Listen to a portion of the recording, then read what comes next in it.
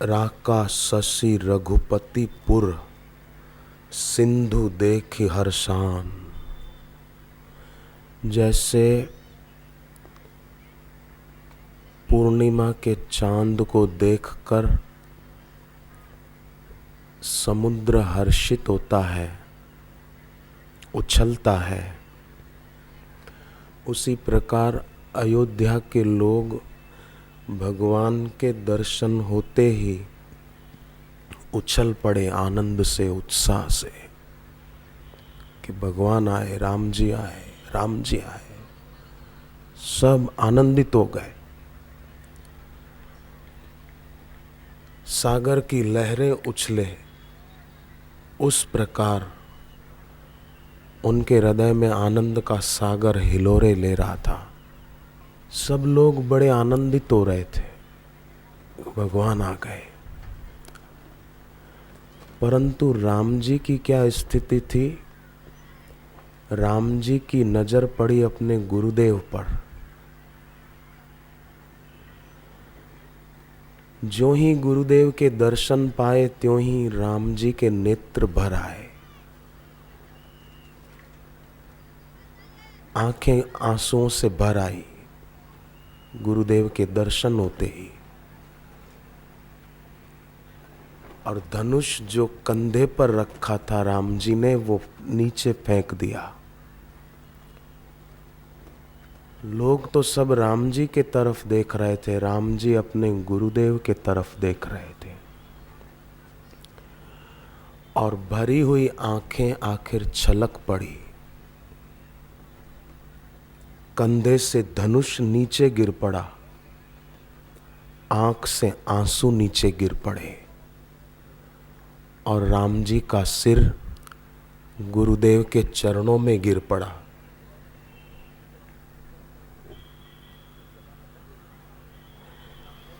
देखे प्रभु मही धरी धनुषायक, धाई धरे गुरु चरण सरोरुह, अनुज सहित अति पुलक सरोरुह।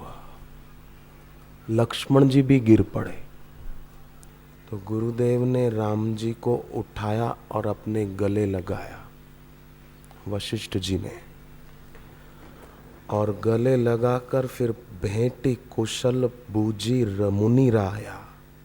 पूछा तुम ठीक तो हो, कुशल तो हो?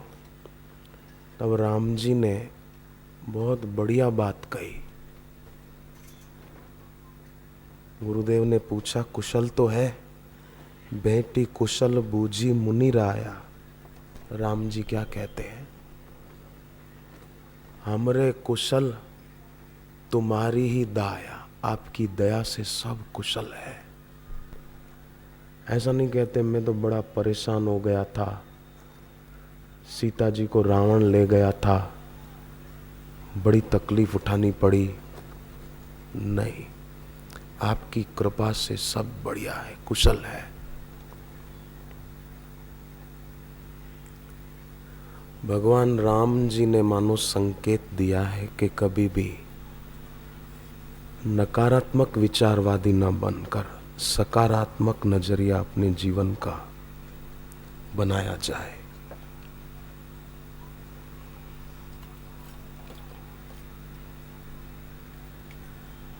और ये सकारात्मक नजरिया जीवन में तब होता है जब व्यक्ति गुरुमुख हो जाए। सिख धर्म के ग्रंथ में एक शब्द आया है बड़ा सुंदर, गुरुमुख नाम जपो मन मेरे, नानक पाओ सुख घनेरे। गुरुमुख होकर नाम जप करें, साधना करें तो सुख ही सुख पाओ, घनेरे बहुत सारे।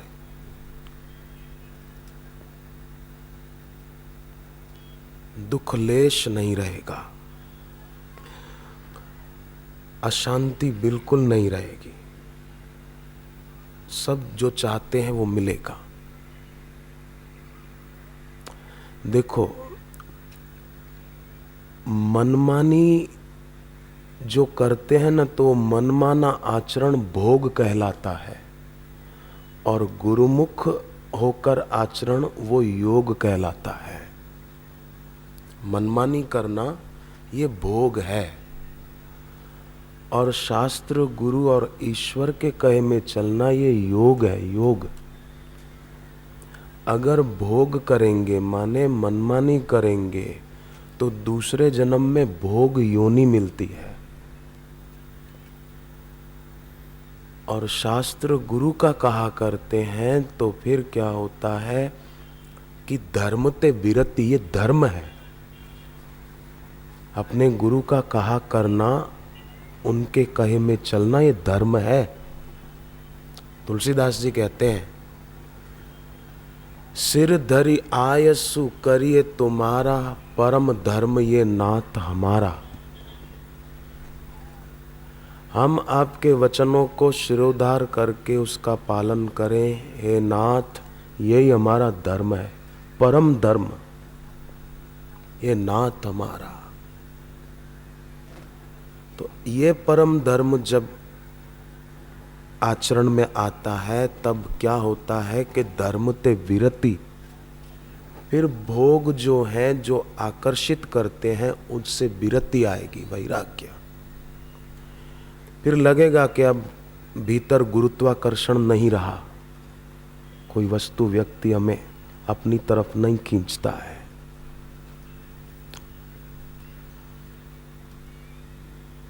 एक होता है धरती का गुरुत्वाकर्षण, वो पदार्थ को अपनी ओर खींचता है, और एक होता है गुरु का गुरुत्वाकर्षण। धरती का गुरुत्वाकर्षण ग्रेविटेशन करता है, और गुरु का गुरुत्वाकर्षण लेविटेशन करता है, ऊंचा उठा देता है। और ऐसे गुरु मिले तो भागवत जी में आया है कि फिर आप उन्हीं गुरु को अपना इष्ट मानो बस।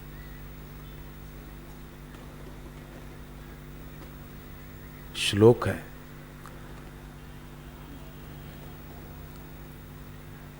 आप बोलना साथ में। इस श्लोक में कहा गया है कि 4 काम जरूर कीजिए, तो भगवान राजी होंगे, और भगवान राजी होंगे तो फिर क्या बाकी रहा?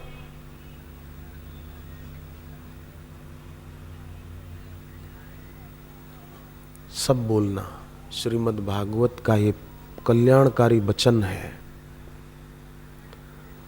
तत्र भागवतान धर्मान, तत्र भागवतान शिक्षेत गुरुवात्मदैवतः, शिक्षेत गुरुवात्मदैवतः, अमायया अनुवृत्त्या, अमायया अनुवृत्त्या, यस्तुष्ये आत्मा आत्मदो हरि, यस्तुष्ये आत्मा आत्मदो हरि। राजी हो जाएंगे।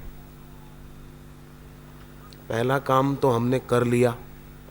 पहला काम ये बताया कि भागवत धर्म को जानने वाले गुरु के पास जाना, तो हम आ गए, एक काम हो गया।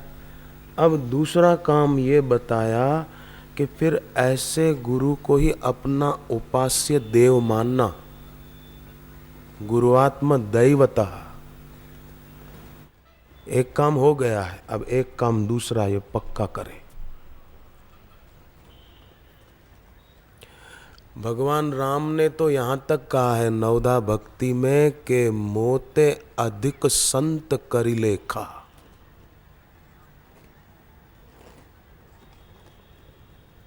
ताकि उनके वचनों में आस्था हो, उनका वचन माने। एक पति पत्नी अपने घर में रहते थे, दीक्षा ली थी, गुरुदेव जैसा बताते हैं ऐसा खान पान जीवन बनाया था। रात को सोने से पहले भी थोड़ा मन में जप करके फिर सोते थे।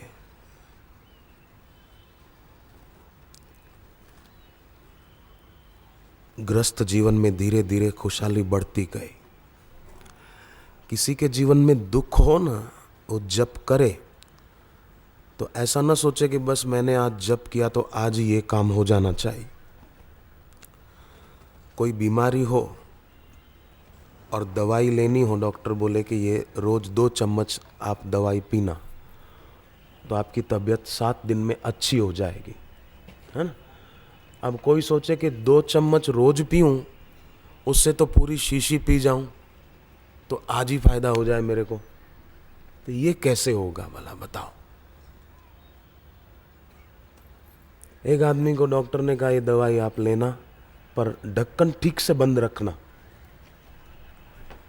7 दिन के बाद वो आया, बोले डॉक्टर मेरी तबीयत अच्छी नहीं हुई।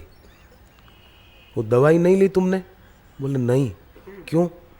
आपने कहा था ना ढक्कन अच्छी तरह बंद रखना। तो मैंने कहा अच्छी तरह बंद रखो, खोलूं ही क्यों? आपने कहा बंद रखो, तो बंद रखता। तो न बंद रखना है, न पूरी शीशी पीना है, रोज जितना उचित है उतना लेना है और धैर्य रखना है।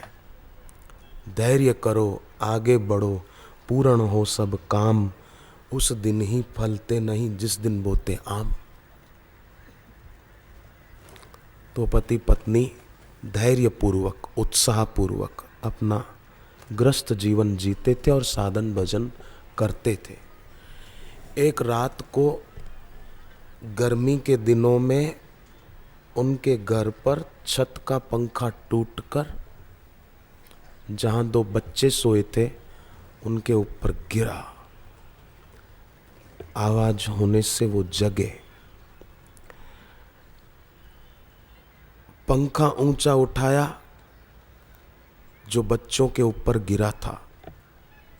मैंने वो पंखा भी देखा जो टूटकर गिरा बच्चों के ऊपर।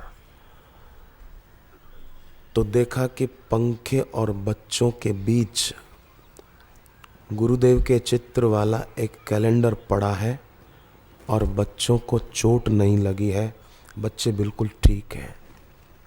ये घटित घटना है। तराजू में जिस तरफ वजन अधिक होता है ना, पलड़ा उसी तरफ झुक जाता है। हमारे दिल दिमाग में जिसके प्रति महत्व बुद्धि होगी, हमारा मन हमारी बुद्धि उसी में लगेंगे। अगर गुरु चरणों में महत्व बुद्धि होगी तो उनमें लगेंगे और कल्याण होगा। जिसके प्रति महत्व होगा।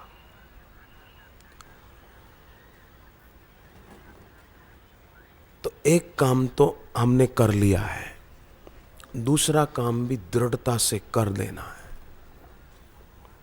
अब तीसरा काम ये बताते हैं भागवतकार की अमाया, ऐसे सद्गुरु मिले तो फिर उनसे धोखा नहीं करना। अमाया, वहां माया की तो माया से छूट नहीं पाएगा और दुखों की परंपरा चलती रहेगी। और अगर वहां अमाया हो गए, माने धोखा नहीं किया, तो फिर दुखांतम च निगच्छति, दुखों का अंत हो जाता है।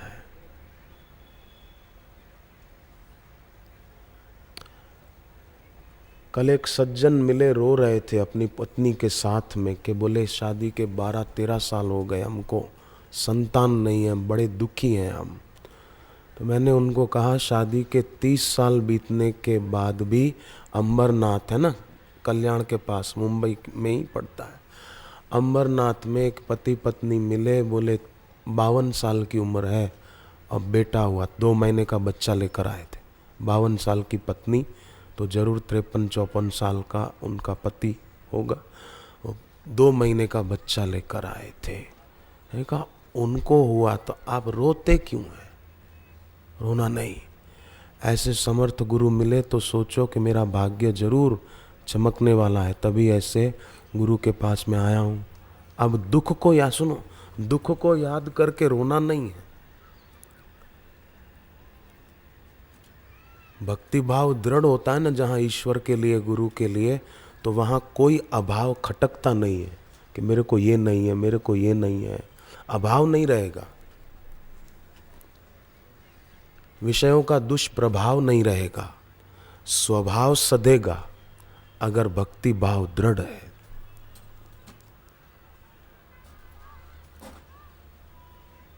तो अब माया कहा कि तीसरा काम ये करना है।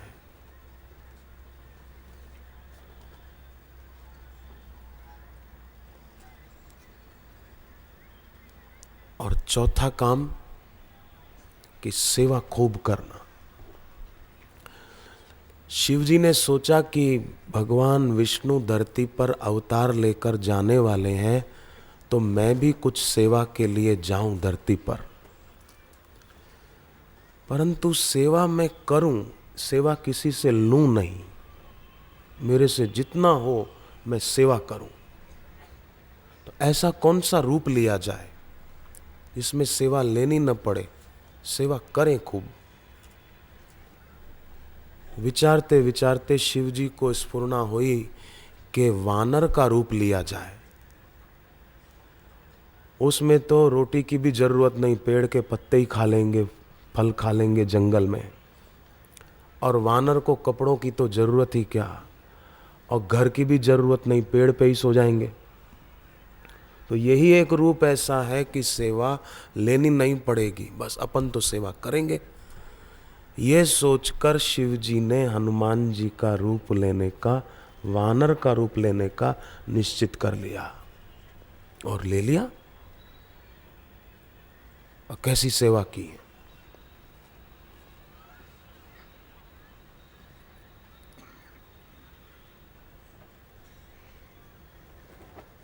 और सेवा करके बदले में राम जी कहते हैं कुछ मांगो, तो हनुमान जी कहते हैं नाथ भक्ति अति सुखदायिनी, देहु कृपा करी अनुपायिनी। हे नाथ, भक्ति अति सुखदायिनी है, आप मुझे वही दे दीजिए बस। प्रहलाद जी की भक्ति से भगवान नरसिंहदेव प्रसन्न होते हैं और पूछते हैं कि मांगो, क्या मांगते हो। तो प्रहलाद जी कहते हैं आप अच्युत हो, आपका विनाश नहीं होता, तो मेरी भक्ति भी अच्युत कर दीजिए। आप अच्युत हैं, अच्युतम केशवम, तो मेरी भक्ति भी ऐसी हो जाए बस। और ऐसी भक्ति हो कि मेरे मन में आपसे कभी कुछ मांगने की इच्छा ही ना उठे, ऐसा वरदान दे दो बस।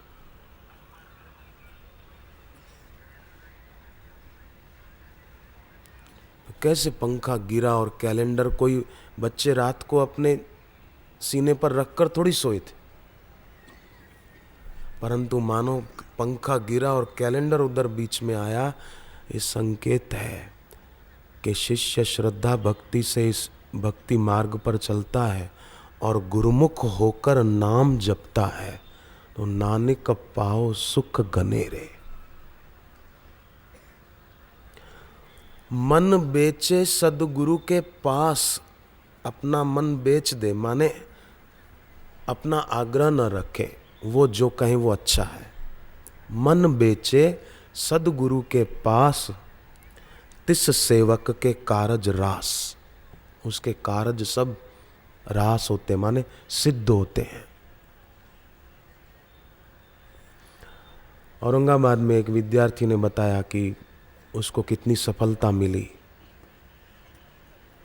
सत्संग सुनने के बाद उसने मन के कहे में चलना स्वीकार न करके गुरुमुख होना स्वीकार किया। और पैसा है, पिता के पास खूब संपत्ति है, कमी नहीं है, कोई गाड़ी है, अच्छा घर है, पर फिर भी गुरुमुख होना है, मुझे मनमुख नहीं होना है। ये सबसे ऊंची साहसिक यात्रा है। अंतरिक्ष यात्री तो बाहर यात्रा करते हैं, परंतु ऐसे साधक जो गुरुमुख होते हैं वो अंतराकाश के अंतरिक्ष यात्री हैं, भीतर से ऊपर उठ जाते हैं। अंतरिक्ष, बाहर की अंतरिक्ष यात्रा में तो खतरा भी है, मर जाते हैं। कई अच्छे अच्छे अवकाश यात्री मर जाते हैं, परंतु ये गुरुमुख होकर अंतराकाश की अंतरिक्ष यात्रा ये भीतर से ऊंचा उठाती है। इसीलिए पहले के जमाने में, अब पहले के जमाने की बात क्या करें, भगवान राम के पूर्वज थे भगीरथ राजा, जिनके तप से गंगा धरती पर आ गई। इतनी शक्ति थी, फिर भी अपने गुरु के पास गए और उनके चरणों में प्रार्थना करके बैठे, सत्संग सुना और अपना जीवन धन्य किया। तो कितनी अच्छी बात है कि अंतराकाश के अंतरिक्ष यात्री बनना।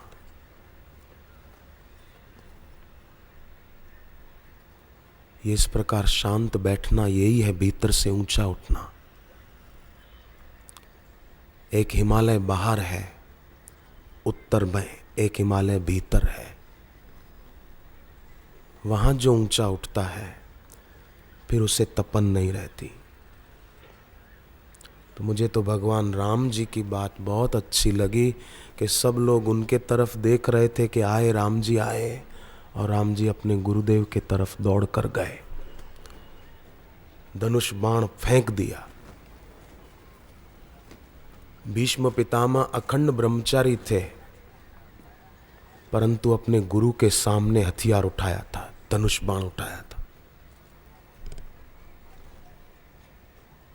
27 दिन तक युद्ध चला, परंतु 27वें दिन देवताओं ने कहा हथियार फेंक दो भीष्म। भीष्म कहते हैं पहले मेरे गुरुजी परशुराम जी फेंके, फिर मैं फेंकूंगा। चलो, भीष्म अपने सिद्धांत पर थे, अड़ गए कि मैं शादी नहीं करूंगा। गुरुजी कह रहे थे तुम कर लो।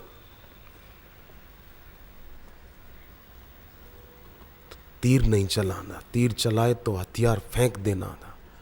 देवताओं ने कहा भीष्म तुम हथियार फेंक दो, परशुराम जी तुम्हारे गुरु हैं।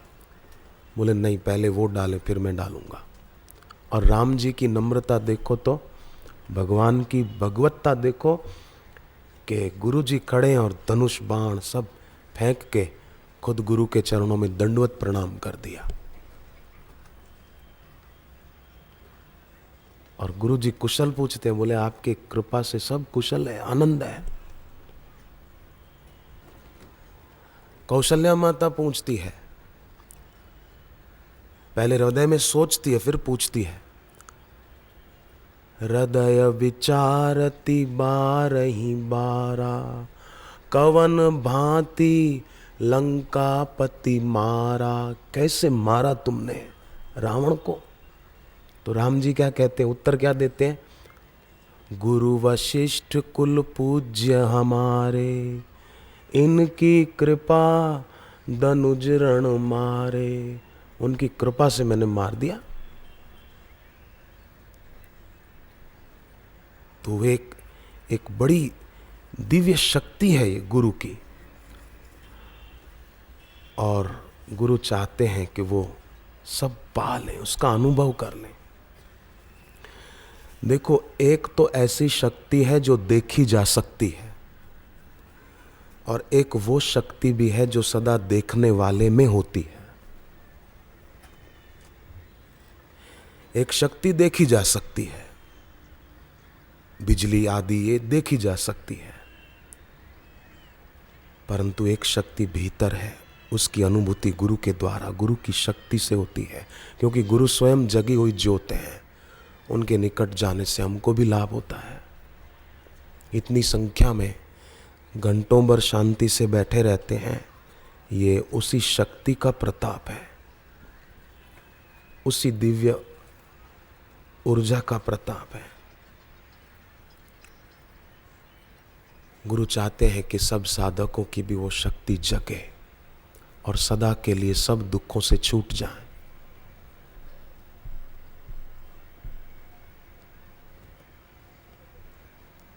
पर कोई करे नहीं, ढक्कन बंद रखे शीशी का, तो कैसे ठीक होगा? एक आदमी बोले मेरे सब दुख दूर हो जाए फिर मैं जप करूंगा, भक्ति करूंगा। ये तो ऐसा हो गया कि बोले बीमारी ठीक हो जाए फिर मैं दवाई खाऊंगा। लेना शुरू करो, धीरे धीरे स्वास्थ्य अच्छा होता जाएगा।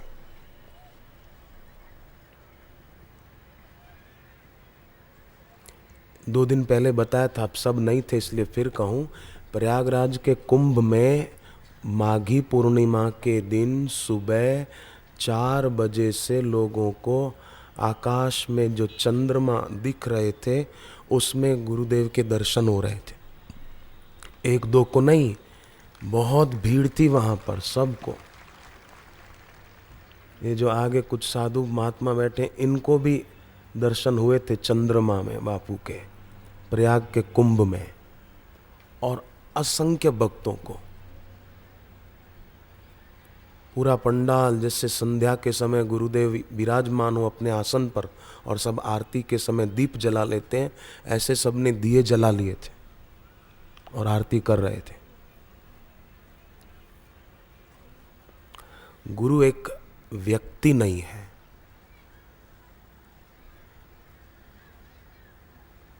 हनुमान जी साधारण वानर नहीं है, गंगा जी साधारण नदी नहीं है, उसी प्रकार गुरु भी साधारण नर नहीं है। नर के रूप में वो नारायण है, मानव के रूप में महेश्वर है। और ऐसे मानव के रूप में महेश्वर के प्रति जब भक्ति दृढ़ होगी तो हृदय में क्या आएगा कि अब तो भोग मोक्ष की इच्छा व्याकुल कभी नहीं करती है। अब भोग की इच्छा तो नहीं है पर मोक्ष की भी इच्छा नहीं है। अब तो भोग मोक्ष की इच्छा व्याकुल कभी नहीं करती है। मुखड़ा ही नित नव बंधन है, मुक्ति चरण से झरती है। मुक्ति बंधन, अगर गुरु चरणों में प्रीति दृढ़ है तो बंधन रहेगा ही नहीं।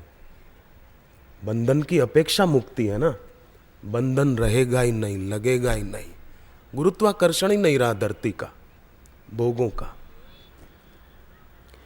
पानी नीचे जरूर बहता है पर आग का संग मिले तो ऊपर उठ जाता है।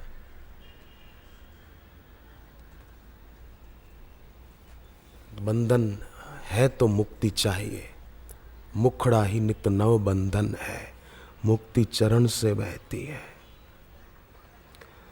तो बहुत बड़ी बात है अपना समय इस प्रकार सत्संग में, ध्यान में, जप में, गुरु दर्शन में लगाना। दूसरा धन तो हम कमा सकते हैं परंतु समय रूपी धन, आयु रूपी धन कोई भी नहीं कमा सकता।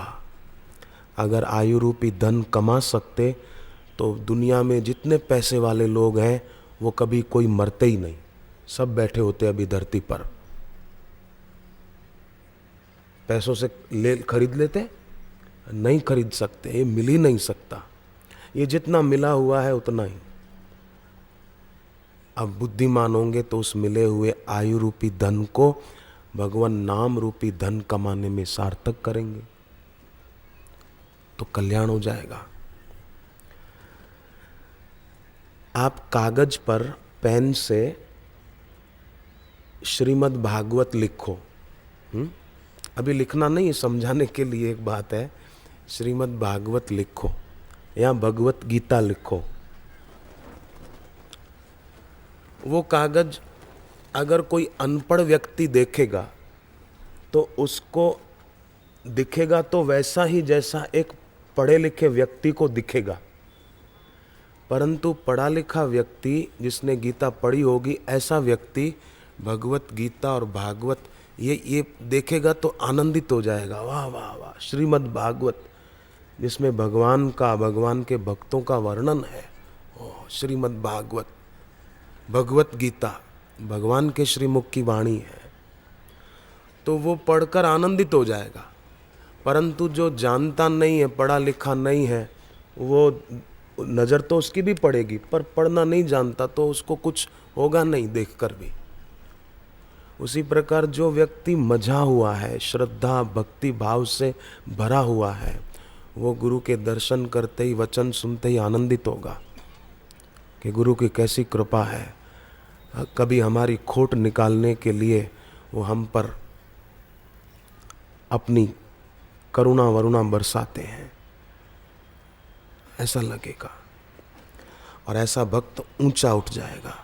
नारद पुराण में तो यहाँ तक लिखा है कि सच्चे संत की दृष्टि अगर शव पर पड़ जाए तो उसमें जो जीव था वो नरक में जाने से बच जाएगा। ऐसा नारद पुराण का वचन है। बोलने वाले कौन है? सनकादि ऋषि। अगर जिंदा इंसान बैठा हो, उस पर नजर पड़े और उसकी श्रद्धा भी हो, तो सोचो कितना लाभ हो सकता है। होता है, हो सकता है नहीं, होता है। और जो सच्चा ऐसा सत्संगी भक्त होता है, उसकी नजर केवल बाहर के लाभ पर ही नहीं होती, भीतर के लाभ पर होती है कि मेरी समता बढ़ी, मेरी आंतरिक प्रसन्नता बढ़ी। जब हनुमान जी ने लंकिनी के सिर पर मुक्का मारा तो गिर गई, उसको चोट लगी, खून निकला। जब उठी तो उसकी नजर बाहर चोट लगी थी, खून निकल रहा था, उस पर नहीं थी। उसकी नजर थी कि मेरे को आंतरिक लाभ कितना हो गया इनके संग से, इनकी मार से मेरे को आंतरिक लाभ हो गया।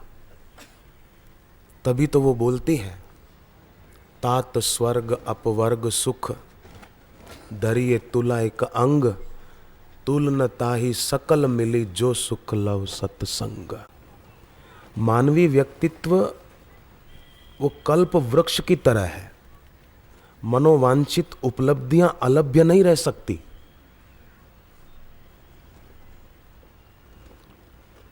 पर लोग बेकार की वो इच्छाएं करने से पूर्णता से अपूर्णता की ओर चले जाते हैं। होना चाहिए अल्प से भूमा की ओर, अपूर्णता से पूर्णता की ओर, कुसंग से सुसंग की ओर।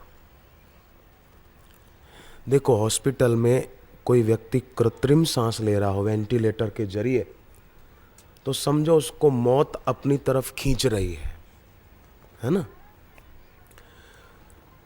परंतु अगर किसी को सत्संग में जाने की इच्छा हो रही है, दीक्षा लेने की इच्छा हो रही है और ले ली, समझो उसको भगवान अपनी तरफ खींच रहे हैं। अपनी तरफ माना ऊपर नहीं, ऐसा नहीं सोचना, अपनी तरफ माना अब उसका मन ईश्वर में लगेगा। भगवान चाहते हैं कि इसका कल्याण हो जाए, मंगल हो जाए, अमंगल दूर हो जाए। तभी तो ऐसा मन में कर दिया कि चलो भगवान नाम दीक्षा में ले लो, जिससे सभी अपशकुन अमंगल दूर हो जाए। लोग कैसे भोले भाले हैं, कहीं जा रहे हैं और बिल्ली रास्ता काट गई तो खड़े हो जाते हैं, बिल्ली रास्ता काट गई, अपशकुन हो गया। पर सोचो, चूहा भी बिल्ली को देखकर रुक जाता है और छुप जाता है, तो क्या चूहा भी ऐसा सोचता है कि अपशकुन हो गया, बिल्ली आ गई? इंसान होकर अगर डरता रहे। पूना में सत्संग था तो एक भाई साहब मिले, परिवार उनका साथ में था, पत्नी और बच्चे। बोले, जिस दिन मैंने दीक्षा ली थी पूना के सत्संग में, मेरे सिर पे 10 लाख कर्जा था, बड़ा दुखी रहता था। परंतु जो ही गुरुदेव का सत्संग सुना और दीक्षा मिली तो समझ में आया कि जीवन तो हर घड़ी हर क्षण जीते हैं, परंतु सत्संग और दीक्षा के बिना उसकी गरिमा नहीं समझ पाते। और ये भी नहीं समझ पाते कि मनुष्य जीवन के समय के सदुपयोग से क्या मिल सकता है, ये भी नहीं समझ पाते। पर अब बापूजी मिल गए, दीक्षा भी मिल गए। बोले, अब मेरे पर 10 रुपए का भी कर्जा नहीं। पिछली बार गए थे तो मिले थे।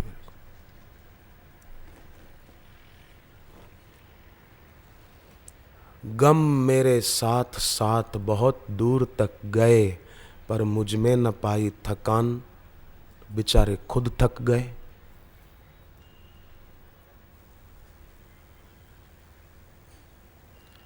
क्यों ध्याएं किसी और को हम, गुरुवर की कृपा से मिटते गम।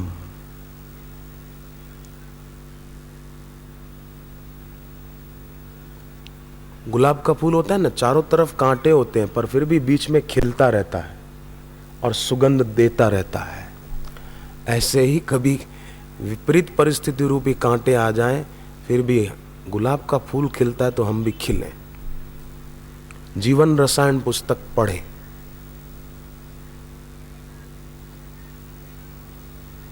साहित्य का, सत्संग की पुस्तकों का आदर तो स्वयं भगवान कृष्ण भी करते थे। एक बार क्या हुआ कि जब दुर्योधन के सब साथी मारे गए, दुर्योधन जाके पानी के अंदर छुप गया डर कर। तो भीम ने, युधिष्ठिर ने जाकर गर्जना की, डरपोक, कायर, दम नहीं था तो युद्ध क्यों किया, सबको मार दिया और खुद छुप के बैठ गया। आजा बाहर। अभिमानी तो था, आया और कहने लगा कि कौरव पक्ष का मैं राजा हूं और पांडव पक्ष के युधिष्ठिर राजा हैं। हम दो राजाओं का अब युद्ध होगा, गदा युद्ध। कृष्ण भगवान ने सोचा कि गदा युद्ध में तो भीम मजबूत है, युधिष्ठिर नहीं, हार जाएंगे। तो कृष्ण भगवान ने कहा कि देखो दुर्योधन, पांडव पक्ष के राजा युधिष्ठिर नहीं है, भीम है, भीम। भगवान तो भगवान। युद्ध शुरू होने से पहले भी जब युधिष्ठिर के मामा शल्य आ रहे थे मदद करने को, तो दुर्योधन ने चाल चली, रास्ते में उनके खाने पीने रहने की व्यवस्था कर दी। तो शल्य को हुआ कि ये युधिष्ठिर ने की है, बाद में पता चला कि दुर्योधन ने की है। तो कहा कि अब तो मैं दुर्योधन के पक्ष में ही युद्ध करूंगा।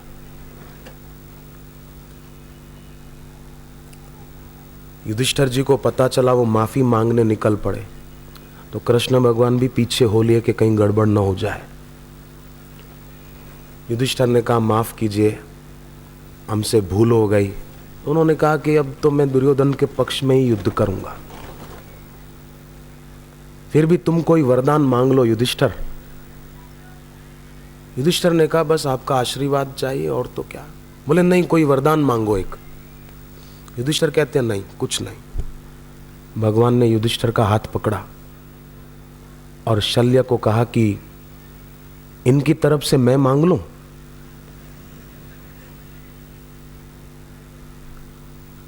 शल्य कहते हैं हाँ मांगो। भगवान ने कहा कि देखो, जब युद्ध में भीष्म पितामह गिर जाएंगे, पहले से बताते हैं भगवान, तब इनके सेनापति कौरव पक्ष के कर्ण बनेंगे और कर्ण आपको सारथी के रूप में पसंद करेंगे।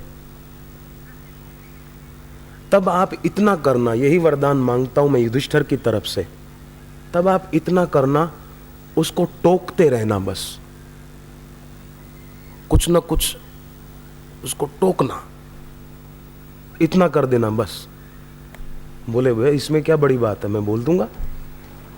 और सचमुच जब कर्ण सेनापति बने तो कहा कि दुर्योधन को कि अर्जुन के जैसे सारथी हैं, ऐसे सारथी मेरे को मिल जाए। तो दुर्योधन ने कहा कौन है? बोले शल्य है। अब अर्जुन के सारथी कृष्ण है और उसके शल्य, बराबरी हो सकती है? बोलो भाइयों, नहीं हो सकती। उसी प्रकार जैसे श्री कृष्ण और शल्य की बराबरी नहीं हो सकती, उसी प्रकार सद्गुरु और दूसरे कोई उपदेशक तुलना नहीं की जा सकती। न त्वत्समोऽस्त्यभ्यधिकं कुतो अन्य।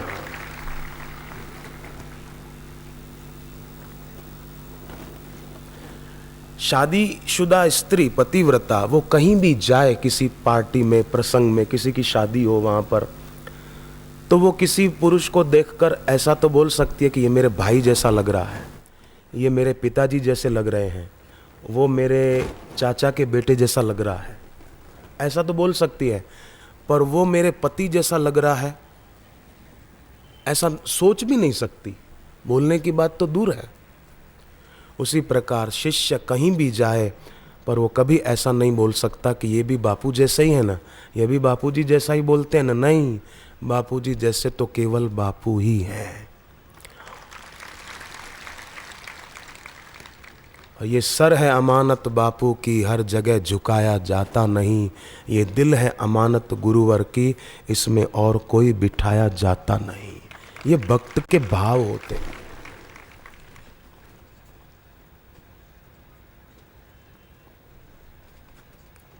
एकादशी के दिन लोग व्रत करते हैं, अन्न नहीं खाते हैं।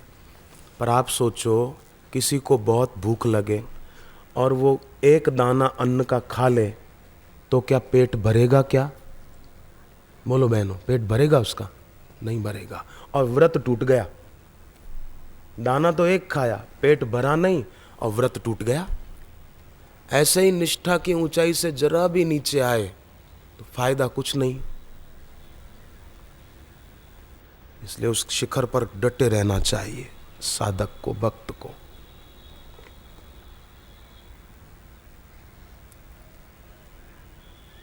कर्ण ने सारथी के रूप में शल्य को चुन लिया। शल्य को बात याद आई, वही कृष्ण भगवान की। कर्ण कहते हैं मेरा रथ अर्जुन के रथ के सामने ले चलो। शल्य ने कहा कि भीम के सामने ले चलूं? बोले नहीं, अर्जुन के सामने। अच्छा, युधिष्ठिर के सामने ले चलूं? बोले नहीं, अर्जुन के सामने। आप मेरी बात काटते क्यों हैं और टोकते क्यों हैं? बोले कर्ण, जब तक तुमको जीने की इच्छा हो ना, अर्जुन के सामने जाने की बात मत सोचना। मरने का विचार आए तब बोलना, मैं ले चलूंगा।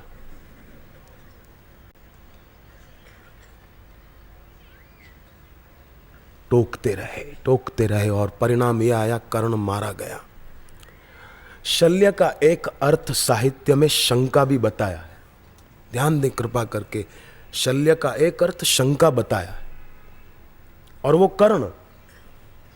कर्ण ने शंका को सारथी बनाया।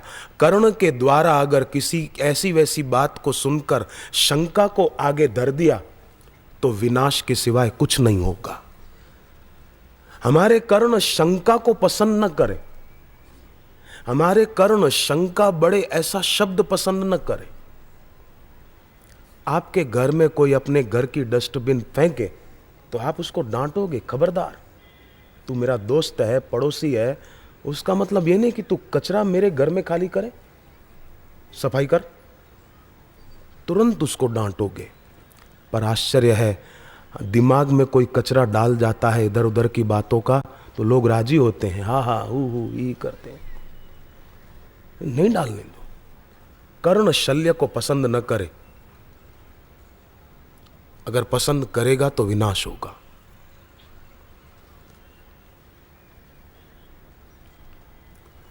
बारह आदमियों का खाना आपने बनाया हो घर पर, मेहमान आए हैं तो कभी ज्यादा भोजन बनाना पड़ता है।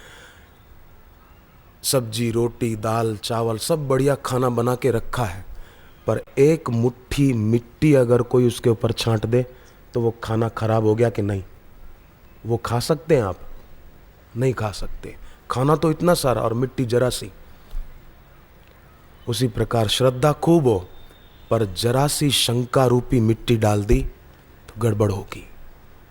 इसलिए इसको आने ही न दें।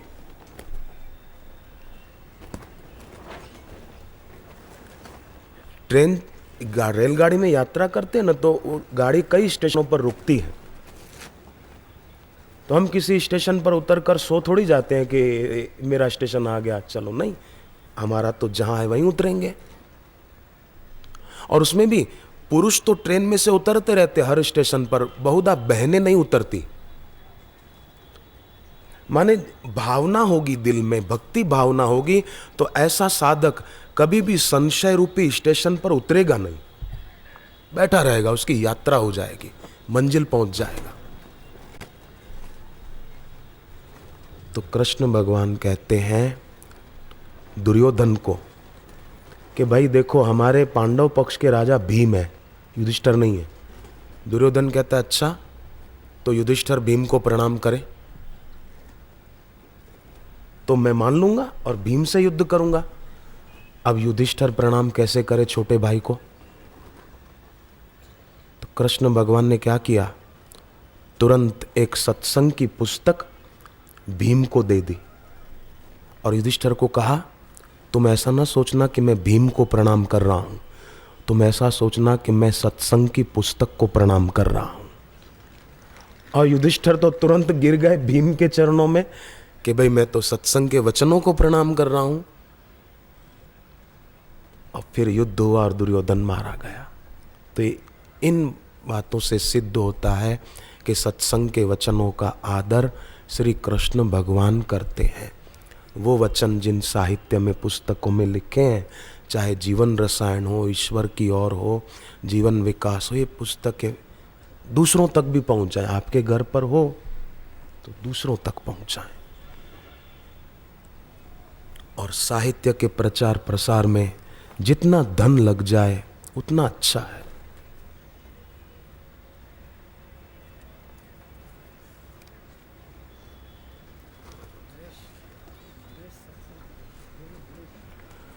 हरि ओम।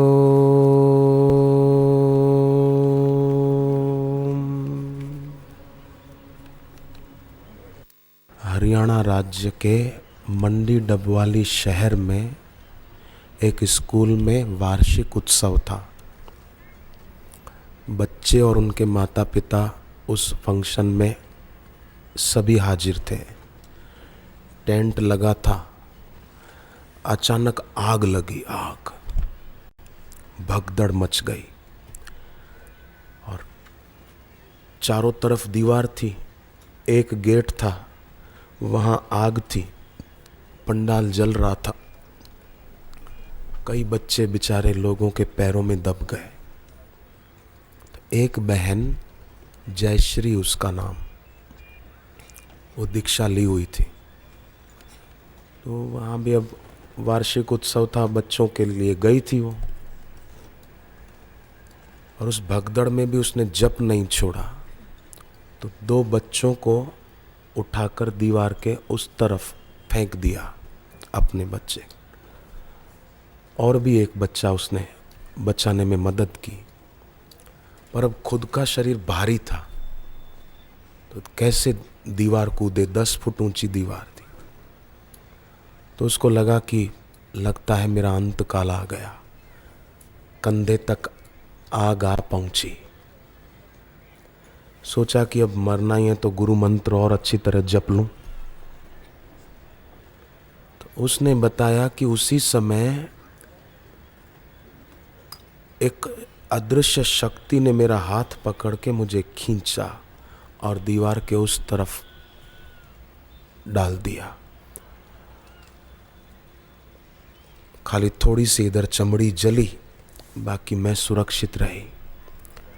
और बोले मुझे पक्का है कि जिनका दिया हुआ मंत्र मैंने जपा, वही करुणा सिंधु गुरुदेव वहाँ अदृश्य रूप में आए और मुझे उधर फेंक कर, तो 10 फुट ऊंची दीवार थी। ये हरियाणा राज्य की मंडी डबवाली की बनी घटना है। आपने उस समय पढ़ी सुनी होगी, स्कूल में आग लगी थी।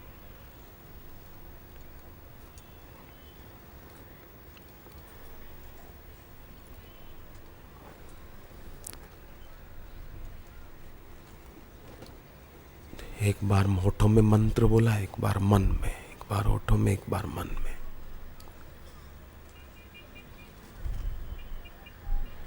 भगवान ने गीता में कहा है, ये जप साधना करते हुए कभी भी ऊबे नहीं,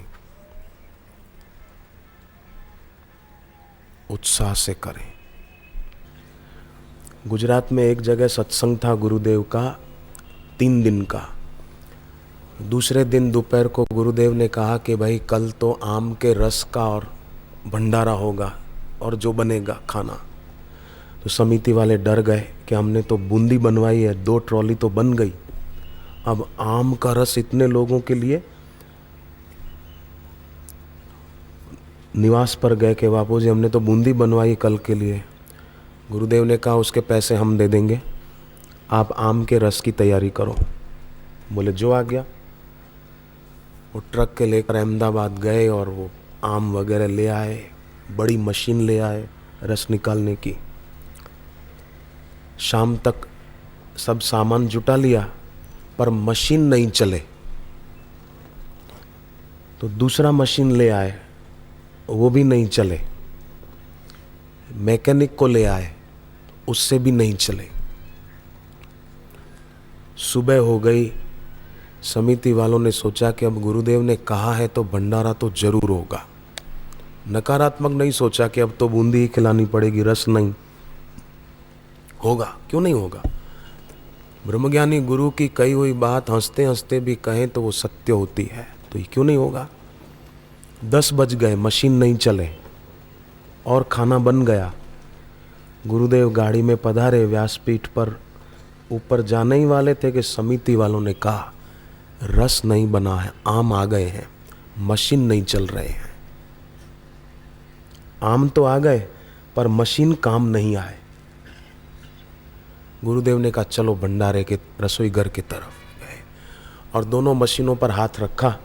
समिति वालों ने मुझे बताया कि बापूजी के होठ बंद थे पर ओम ओम की ध्वनि आ रही थी उनके रोम रोम से। ऐसा हाथ रख के और कहा कि स्विच ऑन करो। तो हमने कहा बापू रात से नहीं चल रहे हैं, मैकेनिक थक गया। बापूजी बोले पर मैं कह रहा हूँ करो। तो उन्होंने किया तो दोनों मशीन चालू हो गए और 12:30 बजे तक काफ़ी रस निकल गया। थाल तैयार करके लाए और कहा कि बापूजी आप जरा भोग लगा दो। गुरुजी ने तुलसी दल रखा, गंगा जल छांटा और कहा कि सब्जी खुट सकती है, पूरी खुट सकती है, पर रस कम नहीं पड़ेगा। सुनो, भंडारा चला, सब लोग खाते रहे, शाम को सत्संग पूरा हुआ, फिर भी जो आए खा के गए। सब्जी पूरी खत्म हो गई, दाल चावल खत्म हो गए, पर रस खत्म नहीं हुआ। तो समिति वालों ने रात को गांव में घोषणा कराई कि 2-2 लीटर रस हम सबके घर लेके आ रहे हैं। वो भी पहुंचाया, फिर भी बचा रहा। तो गुरुदेव के चित्र के आगे हाथ जोड़े कि अब तो ख़त्म करो। ये सच्ची बात बता रहा हूँ मैं, बिल्कुल घटित घटना है। अब तो ख़त्म करो बापू, हम थक गए। फिर जाके उनका वो बर्तन खाली हुआ और घर जाकर सोए। फिर तो उन्होंने बताया कि गुरुदेव के वचन से आम के रस में बरकत पड़ जाती है, तो साधकों के दिल में भक्ति रस में भी बरकत पड़ती है, इसमें कोई शंका नहीं।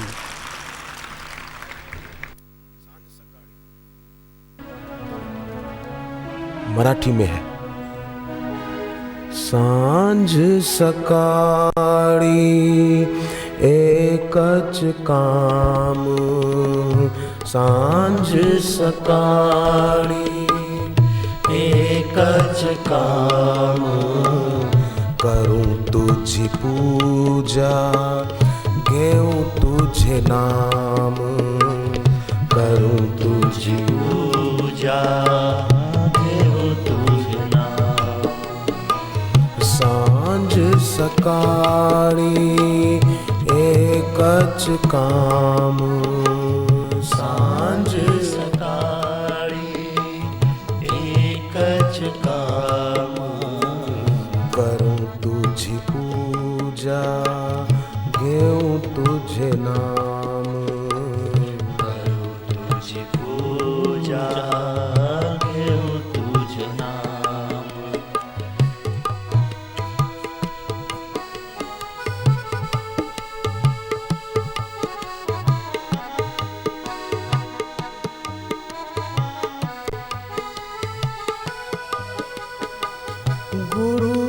गुरुनामाचा लागला छंद, गुरु प्रेमाचा वाहे सुगंध, गुरुनामाचा लागला छंद, गुरु प्रेमाचा वाहे सुगंध। विकारांनी घेतला पूर्ण विराम, विकारांनी घेतला पूर्ण विराम, करूं तुझी पूजा घेऊं तुझे नाम, करूं तुझी पूजा घेऊं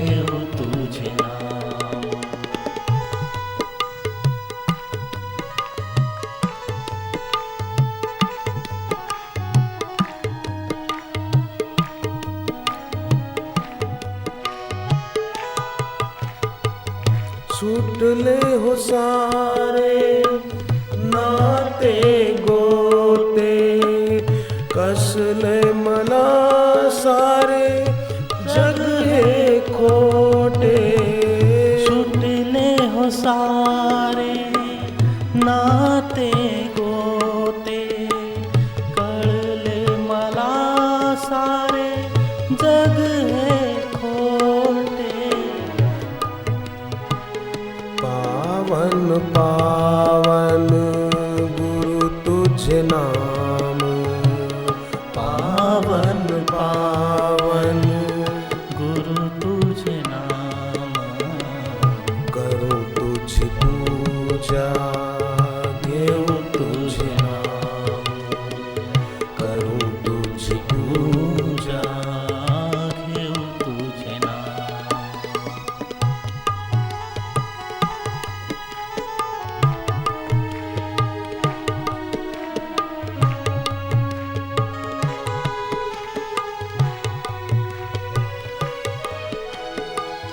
गुरु माझे विठ्ठल, गुरु माझे प्राण, गुरु माझे विठ्ठल, गुरु माझे प्राण।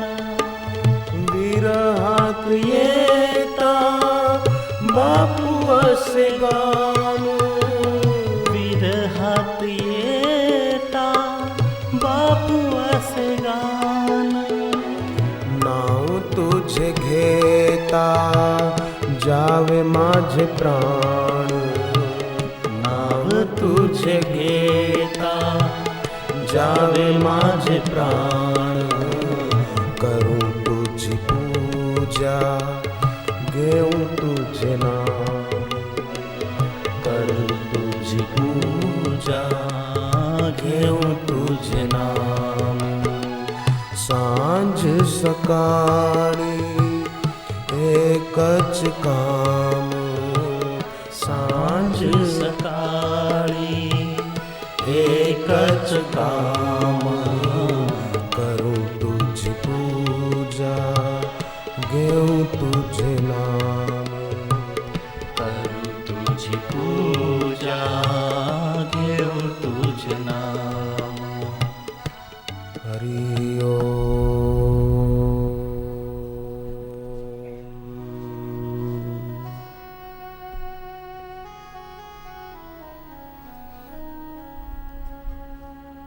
हरि ओम।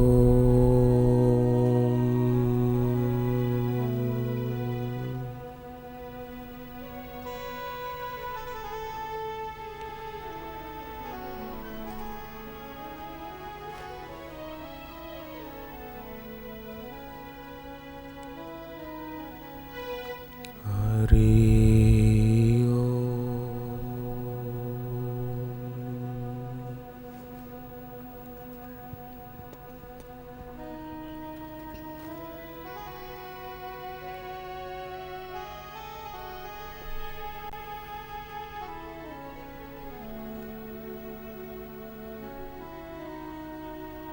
हरि